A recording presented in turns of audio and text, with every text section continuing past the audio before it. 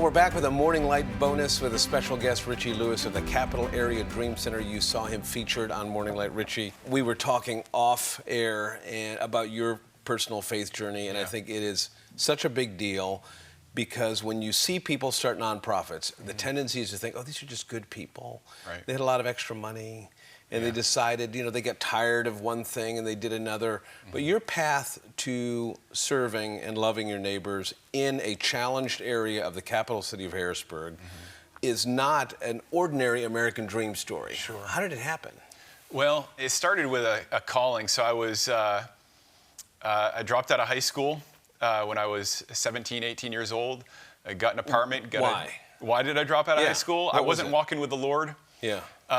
Long story, but I was doing a lot of the wrong things, drugs, alcohol, a lot of things that people, when they're going through a rebellious stage, do, and didn't really care about school, didn't care about much of anything, and so I ended up dropping out of high school and got a dead-end job making $8 an hour at a bakery and had an apartment. And, what was going through your mind at the time? When I received my call or before? Before, when you were in this Yeah, sure, yeah. I thought that was my lot in life. I basically thought this was my lot in life. I thought I'd be, living in a crummy apartment my whole life, making $8 an hour at a dead-end job. Yeah. So what happens? So I get saved about a month before my 22nd birthday in August of 1999. Who, what, when, where? Yeah, sure. So I was actually brought up in a Christian home. My parents, good godly parents, brought me to church every Sunday, but when I was 12, got introduced to drugs and alcohol and fell away from the Lord, fell away from the faith. And what were parents doing at the time? Praying for me. Praying for me, and they would tell me all the time, we're praying for you. And in my mind, I was thinking, okay, I was kind of indifferent, just kind of like, okay, that's great. I wasn't mad, but I didn't think their prayers would make a difference in the world. But I tell people all the time, I'm doing what I'm doing today because my parents prayed for me. So they were praying for me. They'd invite me to church. I'd say no. But my dad one time invited me to a men's breakfast, and I said yes. And the only reason why I said yes is because I felt guilty for saying no to all their other invites. But that made a very big impact on me because the people at the men's breakfast knew me, and they knew the lifestyle I was living, and I thought they were going to judge me, but instead of judgment, I was met with love and acceptance. And so I gave my life to the Lord a few months after that. What was that moment, series of events like that? Do you remember the day?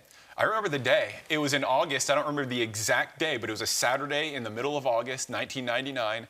And I had just had that experience with the men's breakfast, going to the men's breakfast with my father a few months previous. And I was bored. I had just moved into my apartment. I had some boxes of stuff that I hadn't looked at since I had moved in. And I was looking through some of my old boxes, and I found an old King James Bible my parents gave to me when I was 12, started reading it. Remember, I was reading the book of Matthew, and I couldn't stop reading it. It was almost like a light bulb just kind of turned on. And Did it sound different from childhood Sunday school? Absolutely. So basically, for me, it was, I had tried to read the Bible previous, and it never made sense to me. But that day, it was all clicking, and it all made sense. And I got the revelation that, what I was taught in Bible or in Sunday school about Jesus was true. And it was almost like the difference between knowing or hearing about it and knowing and experiencing. And so it was just like, the way I describe it is like I was living in the dark my whole life, and somebody suddenly turned on the lights and I could see clearly for the first time. So for people who are stuck and they're like, the Bible doesn't, especially the King James or even New King James, like all of these, the thous, it doesn't feel accessible. It feels like that there's a supernatural thing that happens. Absolutely. How do you explain the way the Bible sounded before and then after? It just didn't make any sense to me before. I would read passages, and it just literally, I couldn't compute. I couldn't make sense of what I was reading. But that day in August of 1999, all of a sudden, everything just started clicking, and I could understand it. And the crazy thing is I hated reading. I actually made it, well, I didn't make it through high school because I dropped out, but I made it through my school years, through the age of 17, only reading 2 books my entire life. But then all of a sudden I give my life to Christ, and all of a sudden I love reading, and I can't put down the Bible. And I just, I read the Bible every day now. So I read every day. I went from somebody who only read 2 books the first 18 years of his life to reading the Bible every day now. So from 99 to today, does the Bible still sound fresh, or are there periods where you go, it feels like molasses. Like I'm doing it, the discipline. Sure. I think there are those times where you just do it out of discipline. You wake up and you don't necessarily feel like reading it. But I do think there's a component of discipline. For me personally, I try to make it a habit to read my Bible for 30 minutes a day. And I do that first thing in the morning when I wake up. Okay. And most of the time I feel like it, but there are times where it's like, man, I don't really feel like it, but I'm just going to do it. This Dream Center, the idea for it, and I mean, are you at this point, your life has changed, are you feeling urgency to, I've got to do something, or are you waiting on God? What are your parents saying to you at this? So as far as the Dream Center, we've been around for 8 years now. And so we've had discussions as a ministry, the leadership of the ministry, you know, what are we going to do in the future? What's our future mission? What's our future vision? And so we're actually discussing starting a second Dream Center in South Allison Hill. That's where I wanted to start this in the first place, but God opened up doors in the north side of the city. And so that's where we're located now. And I know why he opened up doors in hindsight in the north side of the city, because it's a very neglected area of the city, but it's almost as bad as the south side of the city statistically as far as poverty and crime. So there was definitely a need for a ministry in the north side of the city, but now that we have that firmly established, I'm looking to open up more Dream Centers and starting with a second one, hopefully in the spring. That's our target date anyway, in the south side of the city. How do you get over a suburban kid, privileged kid? Some people are listening to this and say, good for you, I'm glad you've developed a heart. But there are also people that just say, I can't get over the fact that they chose to live this way, or they've made choices and they're paying for it. I made good choices, kind of the prodigal son. And they're getting rewarded with Christmas gifts from the Dream Center, and I have to scrap it out to make sure my kids can have meals and food and be able to afford life. How do you develop a heart of compassion like Jesus? It's easy. Like when you see the need. It's easy? I think it is. So it might not be easy if you're removed from the needs of the inner city. If you're an outsider and you're just looking in and you just see all the negative and, you know, the stereotypes, that's one thing. But if you're living there and you know the people, you build relationships with the people, you learn that these are people just like you and me that are struggling, that have needs, and you see that they're good people, they're kind people, they're, you know, and you get to know them and they get to know you. It's all about building relationship. And once you build a relationship with people, it's so easy to have compassion and so easy to see the need, in my opinion. How do you overcome, as a parent, realizing that maybe you have preached to your children the American dream, that the way to be happy is to be responsible, to pay your bills, to pay your taxes, to buy and own a home, to one day be able to afford a vacation home, maybe a boat, maybe an extra car, maybe private schools for your kids, maybe retirement.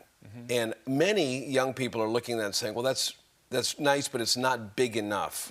How do you expand your vision past having a good life for yourself to getting to the point that you have to say, I surrender, whatever you want me to do? Well, first of all, I think for me, it's a calling.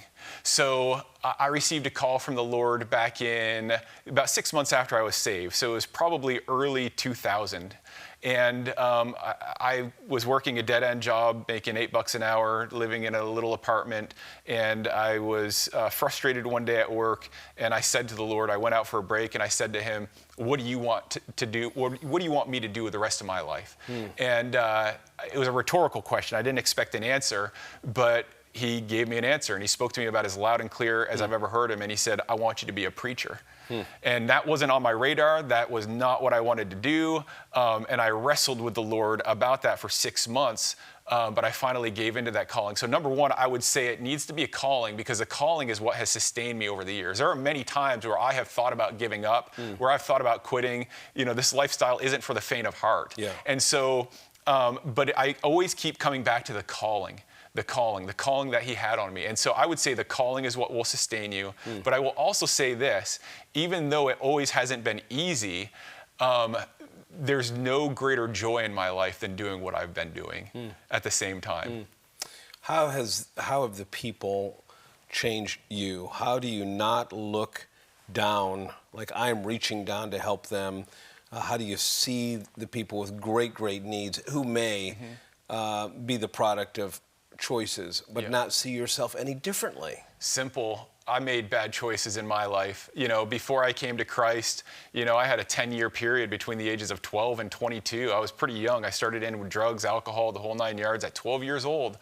And so I know that we're all human. We're all capable of making choices. And some people, make better choices than others, obviously. And then some people go through their rebellious phase or, make bad choices when they're younger. And then some, it's when they're older. And so it's like, life is difficult. Life is hard. And we're all human. And so there's an element where it's almost like you can't help but have compassion on others because I know where I was at one point in time. And I know that anybody can make bad choices. And one bad choice can lead to another. Let me ask a harder question.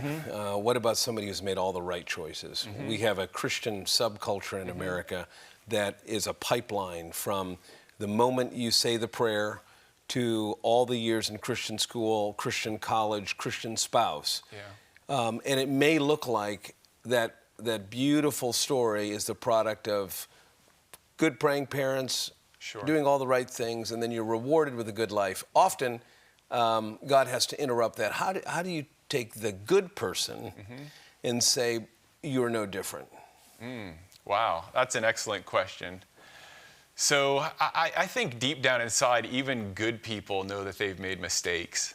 Now, they might not have been as bad as other people. Or visible. Right? Or visible, but they're exactly. more respectable They could be mistakes. secret mistakes. Materialism is more secret respectable. sins, So the Bible says we've all sinned and fall short of the glory of God. So nobody's exempt from this. Now, there are different degrees and, whatever to it, but we're all kind of in the same boat in that sense. We've all sinned. We all fall short of the glory of God. And even if you look like you have it all together, most people, there are things that they struggle with. Even if you look like you have it all together. That's what I found anyway. I think it's very encouraging, and the work that you do, if people want to support it, what is the number one thing they can do to come alongside you? Yeah, so 2 ways. We're always in need of volunteers for our outreaches, especially on Saturdays. Saturday morning, 10 o'clock till 12:30, we do our Adopt a Block outreach every Saturday. So we need volunteers for, our clothing bank, serving food, and also doing street evangelism. And then also financially, we have a website, capitalareadc.org. And you can give online that way. Thanks for what you're doing. Absolutely. Your life and what you're doing through Empowered by Christ, I think will help a lot of people. Appreciate it. Thank you. Thanks for your time. Yep.